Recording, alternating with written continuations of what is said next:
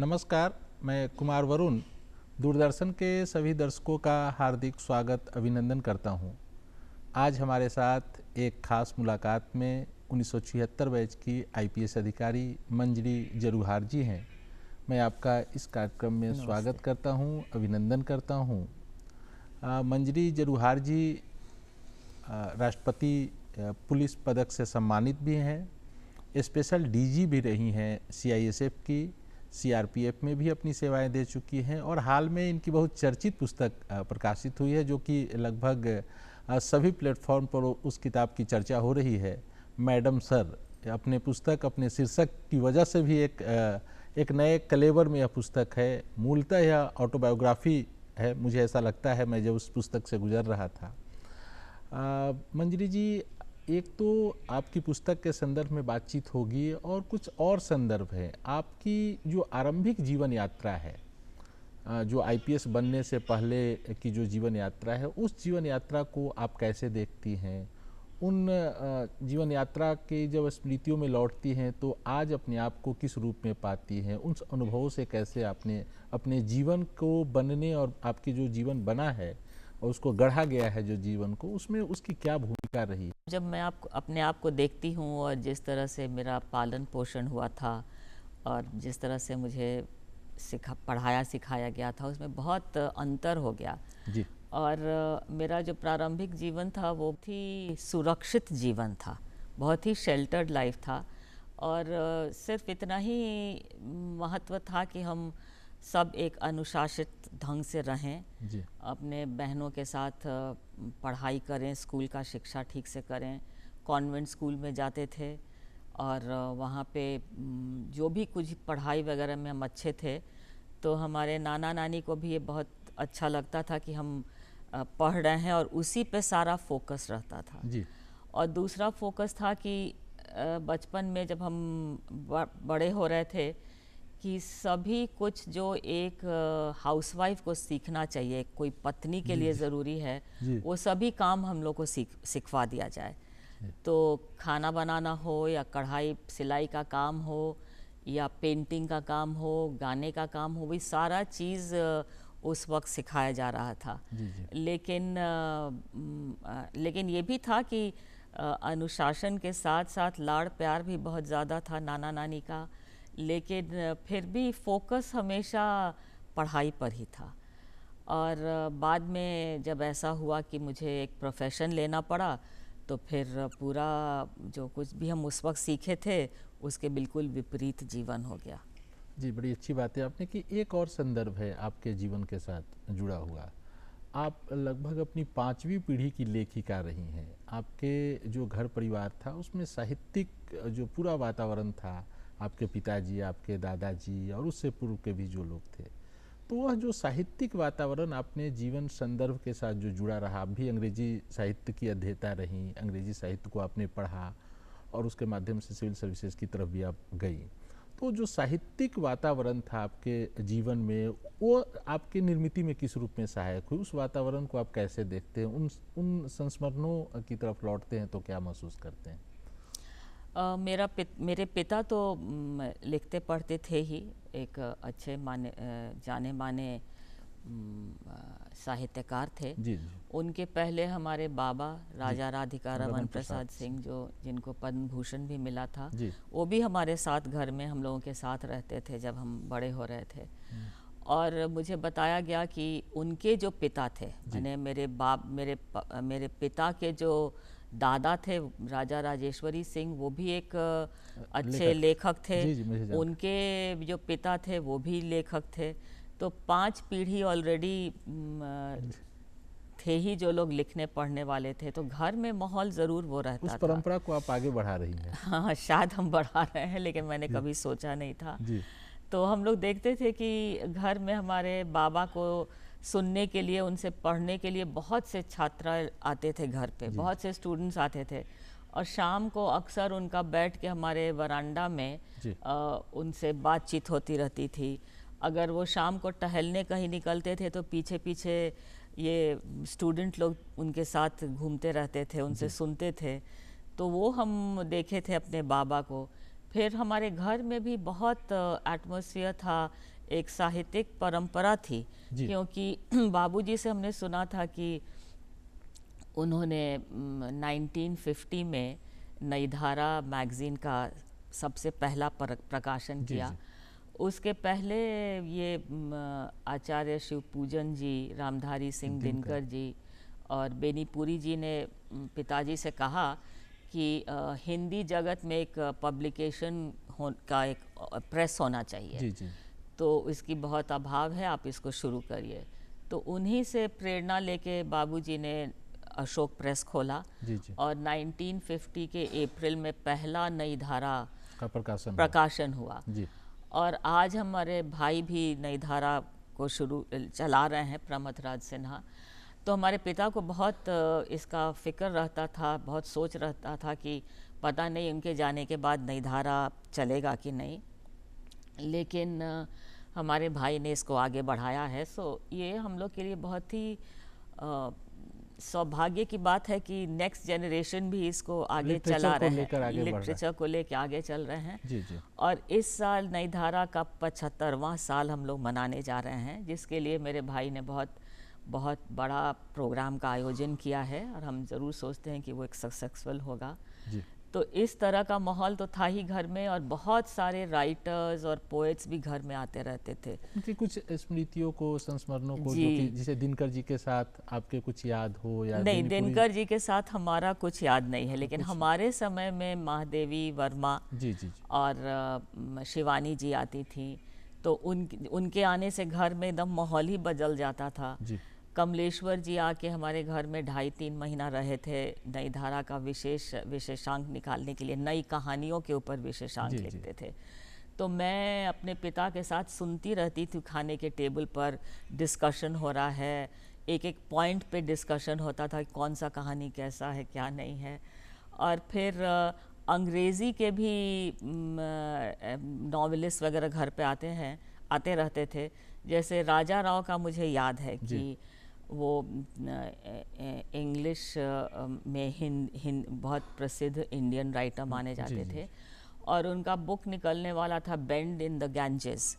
तो वो आके हमारे साथ रहे थे, और हमारे पिता उनका सारा व्यवस्था कर रहे थे कि कैसे नाव पे चढ़ के वो गंगा को हर मूड में देखेंगे, हर तरह से वो गंगा को देखना चाह रहे थे। तो कभी सुबह जा रहे हैं सारे लोग गंगा को दिखाने के लिए, कभी शाम को, तो गंगा हर समय कैसी रहती हैं उसको वो देखना चाहते थे। फिर उनका किताब निकला, लेकिन जब वो भी किताब घर में लिख रहे थे, हो रहा था, तो बहुत सारे लोग आते थे उनसे भी डिस्कशन करने। पटना यूनिवर्सिटी, खास करके हमारी नेबर थी मीनाक्षी मुखर्जी, जो बाद में चल के बहुत बड़ी ये बनी, लेक्चरर वगैरह बनी इंग्लिश की, वो भी आके बहुत डिस्कशंस वगैरह करती थी। तो मेरे लिए बड़ा ही ये एक प्रेरणा का स्रोत रहा, और देखने का मौका मिला कि इस माध्यम से भी लोग बहुत चीज़ कहना चाहते हैं और अच्छे ढंग से कहते हैं।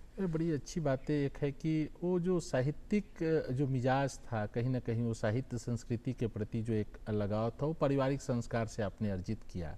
अब मुझे लगता है कि उसी की परिणति है मैडम सर ये पुस्तक, क्योंकि कहीं ना कहीं वो संस्कार आपने अर्जित किया था, उस संस्कार के प्रेरणा से वो किताबें आई है। इस किताब की चर्चा जब होती है, शुरू होती है, तो शीर्षक को लेकर बड़ा एक अलग तरह का मिजाज है, मैडम सर। ये मैडम सर लिखने का क्या, इसके पीछे का भाव क्या है, आशय क्या है? मैंने कभी नहीं सोचा था कि मैं किताब लिखूंगी और अपने स्मृतियों को कभी लिखने का कोशिश करूंगी, कभी नहीं ऐसा था। लेकिन मेरे भाई प्रमथराज सिन्हा बार बार कहते रहे कि किताब लिखो, ये बहुत एक प्रेरणा का स्रोत होगा और महिलाओं के ऊपर बहुत इसका असर पड़ेगा, तुम्हें ज़रूर लिखना चाहिए। लेकिन मैं इस बात को टालती रही और रिटायरमेंट के 13 साल के बाद, 11-12 साल के बाद मैंने इसको लिखना शुरू किया। और कोरोना का समय था, बहुत टाइम था मेरे पास, तो मैं अपने जो कुछ भी मुझे स्मरण था उसी से मैंने लिखा। मेरे पास कोई नोट्स या डायरी नहीं था।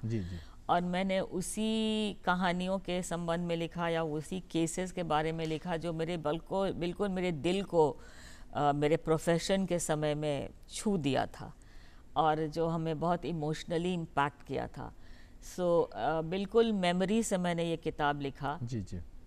और मैडम सर, यस, हमने इसको क्यों लिखा ये भी एक बहुत लोग मेरे से पूछते हैं और हम शायद पढ़ के आपको सुना सकते हैं अपने किताब से। मैडम सर, पीछे मुड़ के देखती हूँ तो नज़र आता है कि बिहार की पहली महिला आईपीएस अधिकारी के रूप में मेरी उपस्थिति ने पुलिस बल के भीतर इतना कौतूहल बल्कि कुछ अविश्वास भी जगाया कि मैं घबरा गई थी। पर एसएसपी और डीआईजी ने मेरे क्षेत्र परिषद में कोई ढील नहीं दी थी, जिसके लिए मैं उनकी आभारी हूँ।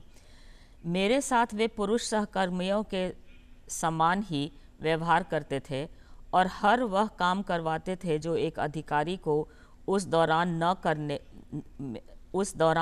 में करने होते थे।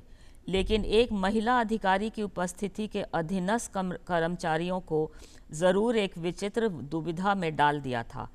मुझे क्या कहकर पुकारें? अधिकारियों को उनके अधीनस्थ अत्यंत सम्मान के साथ सर, साहिब या हुजूर कहकर बुलाते थे, पर एक महिला अधिकारी को कैसे बुलाएं? उन्होंने एक अनोखा संबोधन इजाद किया और शीघ्र ही हर कोई, कनिष्ठ अधिकारियों और सिपाहियों से लेकर क्लर्क और ड्राइवर तक, उसका इस्तेमाल कर रहे थे, मैडम सर। तो उन लोगों ने अपने आप ही थाने में जो कांस्टेबल सिपाही थे या ड्राइवर थे या अधीनस्थ जितने अधिकारी थे, वो बस मैडम सर करने लगे। और अभी तक सभी कोई बताते हैं, लड़कियां मुझे, कि आईपीएस लेडी ऑफिसर्स बताती हैं कि मैडम सर अभी भी कहा जाता है, लेकिन ज़्यादातर अब लोग मैडम कहने लगे हैं। तो एक हम सोचते हैं कि ये तरक्की हुई है। ये बहुत ही रोचक प्रसंग है।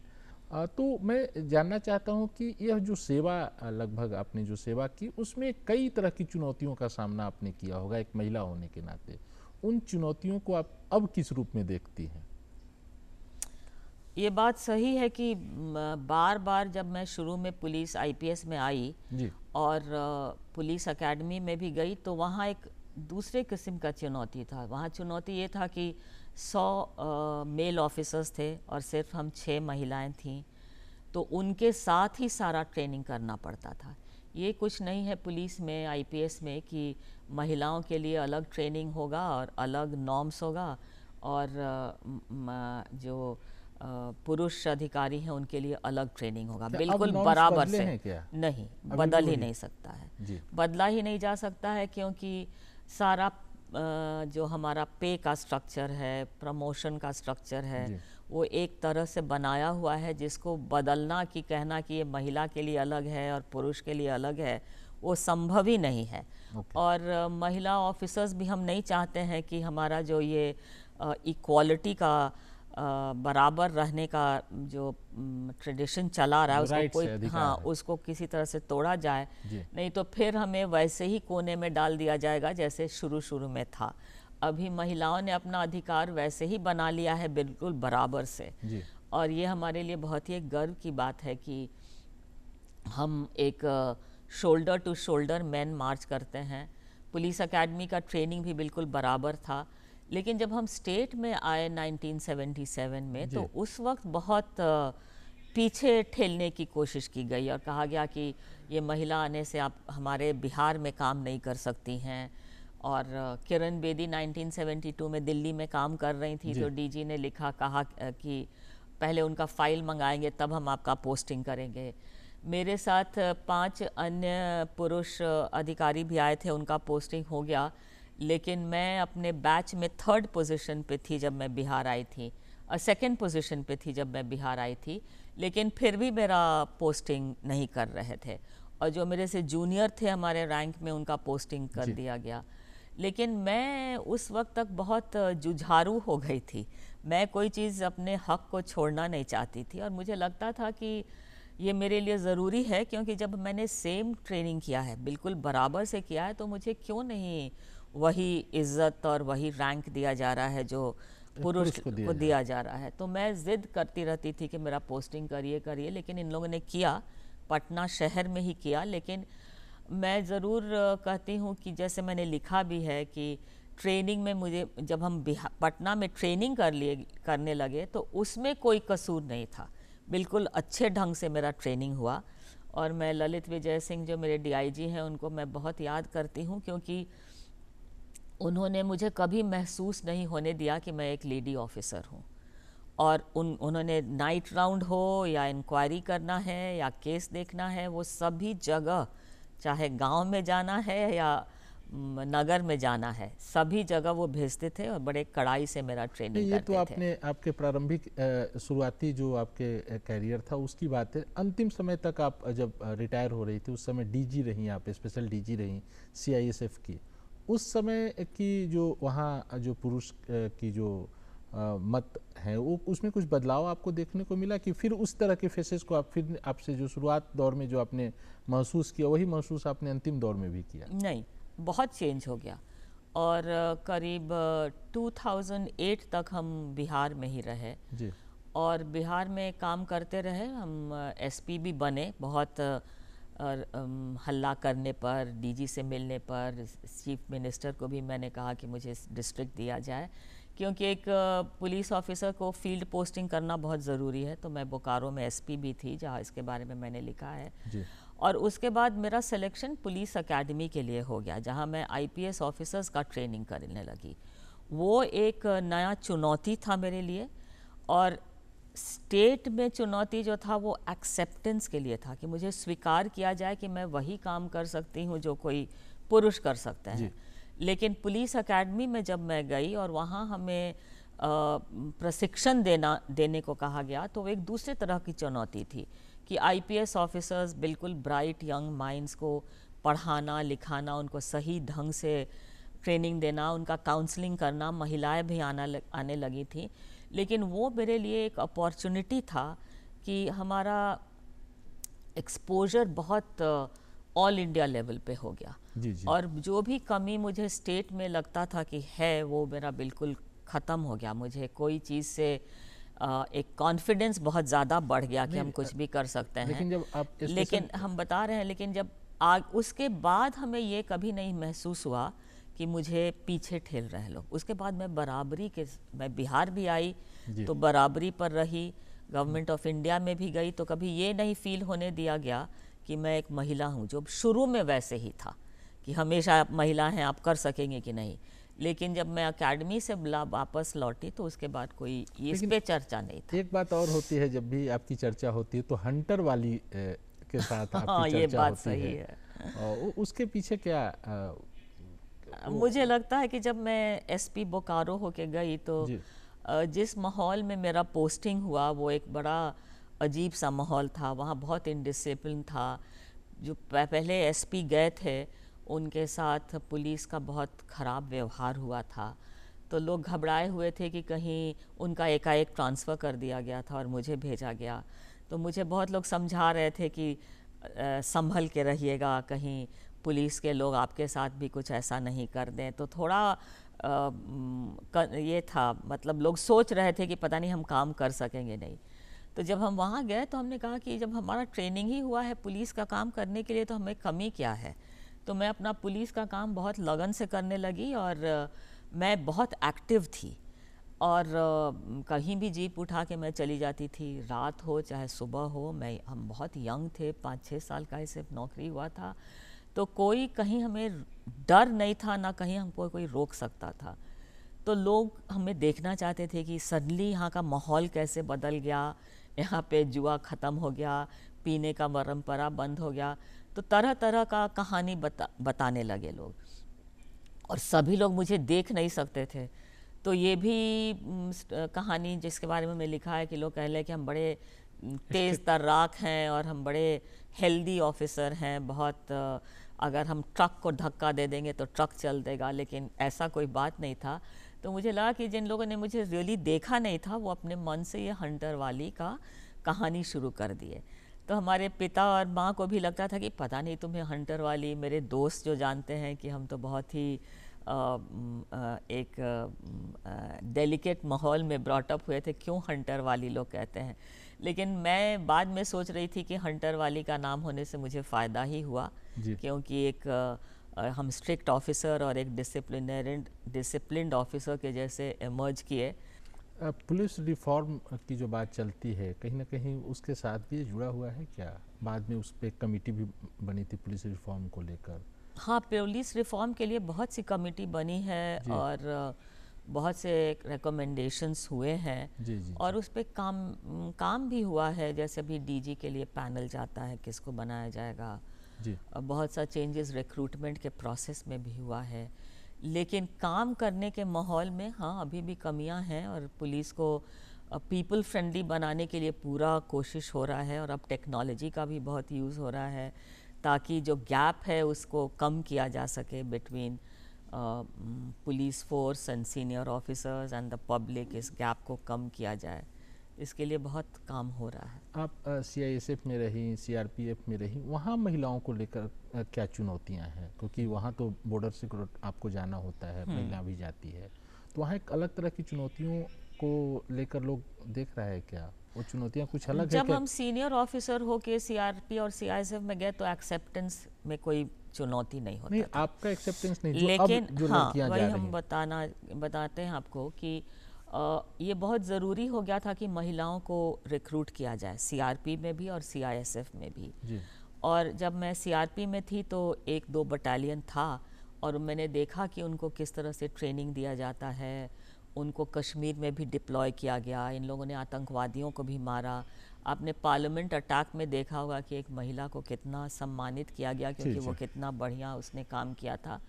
और जब मैं CISF में आई तो मैंने देखा कि हमारे यहाँ काम बढ़ते जा रहा था और महिलाओं का भी चेकिंग बहुत ज़रूरी हो गया था, खास करके जो हवाई अड्डे बन रहे थे और इतना एक्सपेंशन हो रहा था। तो हमने DG से कहा कि भाई हम लोग को भी महिलाओं को रिक्रूट करना शुरू करना चाहिए। और बिल्डिंग सिक्योरिटी CISF के पास आ रहा था, पब्लिक सेक्टर में महिलाएं आ रही थी, प्राइवेट सेक्टर में जब CISF गया तो वहाँ भी महिलाओं का चेकिंग हो रहा था। और जैसे आप जानते हैं हमारे देश में महिलाओं का अगर चेकिंग करना है तो कोई महिला ही कर सकती है। तो महिलाओं को पुलिस फोर्स में भर्ती करना एक बहुत बड़ा मुद्दा उठ गया। और मुद्दा इसलिए उठ गया क्योंकि कमांडेंट वगैरह कहने लगे हम लोग कैसे इनको ट्रेन करेंगे, कहाँ रखेंगे, कहाँ खाना बनेगा, कौन इनको ट्रेनिंग देगा। तो उस वक्त मैं चूँकि एक महिला थी और पुरुषों के साथ अपना ट्रेनिंग की थी और पुरुष लोगों ने ही मेरा ट्रेनिंग किया था, तो मैंने DG से कहा कि जब हमारा ट्रेनिंग हो सकता है तो इनका क्यों नहीं हो सकता है। तो बहुत सोच समझ के थोड़े नंबर्स में DG ने बहाली का आदेश दिया और हमने कहा कि इनका बैरक में बार्ब वायर फेंसिंग लगा दीजिए ताकि इनको अलग किया जाए, इनका खाने का प्रबंध अलग किया जाए, इनका नहाने धोने का व्यवस्था अलग किया जाए। और इस तरह से महिलाओं का ट्रेनिंग भी शुरू में पुरुष ही कर रहे थे, लेकिन आज मैं देखती हूँ कि हर जगह, दिल्ली में देखिए तो मेट्रो में भी हैं, यहाँ भी है, हर जगह मैं झारखंड जब बना तो रिकॉल कर दी गई थी, झारखंड स्टेट में हम काम करने के लिए गए तो वहाँ भी हमने महिला बटालियन रेज करने के लिए पूरा किया क्योंकि वहाँ नक्सलाइट्स थी, महिला नक्सलाइट्स थी, उनको पकड़ना, उनको ला के थाने में बंद करना। सुप्रीम कोर्ट का आदेश था कि कोई महिला को पुरुष नहीं पकड़ेगा, उसको हाजत में नहीं रखा जाता है। तो महिला के बिना काम ही नहीं चल रहा था। तो कई आपने सुधार भी किए अपने तरीके से, महिलाओं को लेकर आप काम लगातार कर रही थी। और अभी मुझे लगता है कि जो अभी यंग जो लड़कियां हैं वो कहीं ना कहीं आपको एक आइकॉन की तरह देखती हैं। आप उन्हें क्या संदेश देना चाहेंगी? नहीं, हमें तो, मैं कहीं भी महिला संस्था में हमको बुलाया जाता है तो मैं ज़रूर जाती हूँ बोलने।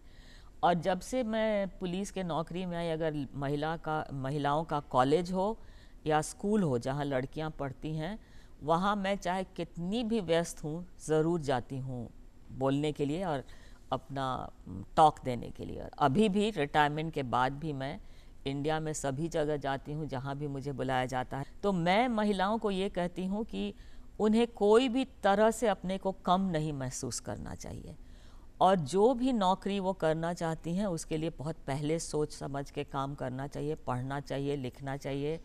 ज्ञान ही शक्ति है, मैं सोचती हूँ, बिना ज्ञान के तो कोई आगे कर ही नहीं सकता है। इसलिए स्कूल कॉलेज में जब वो पढ़ाई का काम कर रही हैं तो पूरा मन लगा के करें और जो भी नौकरी का उन्होंने सोचा है उसके लिए पूरे दिलो दिमाग से मेहनत करके काम करें, और एक बार काम हासिल हो जाए तो शादी हो रही है या किसी के कहने से अपने नौकरी को नहीं छोड़ें। मैं टीसीएस में भी बहुत दिन काम की और वहाँ भी मैंने देखा कि महिलाओं को मैं बहुत एनकरेज करती थी कि वो अपना काम करें और कभी छोड़ें नहीं इसको, तो काम को छोड़ना नहीं चाहिए। मंजरी जी, आप आई इस कार्यक्रम में, आपका बहुत बहुत धन्यवाद। और आप लगातार महिलाओं को लेकर, महिला सशक्तिकरण को लेकर काम कर रही हैं। किताबों के माध्यम से एक समाज को एक नई प्रेरणा देने का काम कर रही है। आपकी ऑटोबायोग्राफी लगातार चर्चित हुई है, हिंदी और अंग्रेजी दोनों भाषाओं में यह ऑटोबायोग्राफी का प्रकाशन भी महिलाओं के लिए नहीं, खास उसके साथ साथ पुरुषों को पढ़ना इसलिए भी चाहिए क्योंकि महिलाओं की संवेदनाओं के साथ उनका एक जुड़ाव हो और एक नया तरह का एक समाज बने जिसमें महिलाओं के प्रति सम्मान हो। पुनः आपका आभार, बहुत बहुत धन्यवाद, शुक्रिया, नमस्ते।